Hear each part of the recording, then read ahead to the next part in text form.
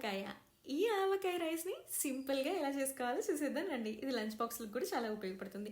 దీనికోసం స్టవ్ మీద ఒక పాన్ పెట్టుకోండి. పాన్ పెట్టేసుకొని ఒక స్పూన్ ఆవాలు, ఒక స్పూన్ జీలకర్ర, అలాగే ఒక స్పూన్ పచ్చెనగపప్పు అండ్ ఒక స్పూన్ వేరుశనగపప్పు ఇయన్నీ వేసుకొని కొంచెం ఫ్రై చేసుకోండి. అండ్ ఇందులోకి ఒక 10-15 జీడిపప్పు కూడా వేసుకోండి. ఎక్కువ జీడిపప్పు వేసుకుంటే కొంచెం స్వీట్ వస్తుంది టేస్ట్. సో ఒక 10-15 జీడిపప్పు వరకు వేసుకోండి. అవన్నీ వేసుకొని అలాగే ఒక మీడియం సైజ్ టమాటా తీసుకొని ఆ మీడియం సైజ్ టమాటా సన్నగా కట్ చేసి పెట్టుకోండి. కట్ చేసి పెట్టుకున్న టమాటోని తీసుకొని ఇందులో వేసేయండి. అలా వేసి టమాటా కూడా వేసి ఫ్రై చేయండి. టమాటా ఎంతవరకు ఫ్రై చేయాలి అని అంటే టమాటా బాగా మగ్గిపోతుంది. బాగా మగ్గిపోయేంత వరకు ఫ్రై చేయండి. అలాగే దాంట్లోకి ఒక చిటికెడు పసుపు కూడా వేసుకోండి.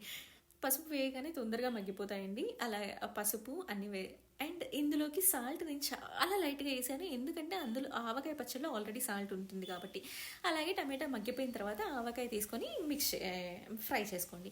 ఎంతవరకు ఫ్రై చేసుకోవాలి అని అంటే ఆయిల్ కొంచెం సపరేట్ అయిపోతుంది. ఆయిల్ సపరేట్ అవ్వగానే ఫ్రై అయిపోయినట్టు అర్థం.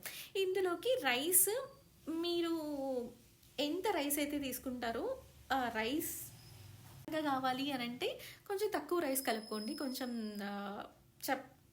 మీడియం కారం కావాలి అని అంటే కొంచెం ఎక్కువ రైస్ కలుపుకోండి. లాస్ట్లో అయితే పప్పుల పొడి వేసి కలుపుకోండి.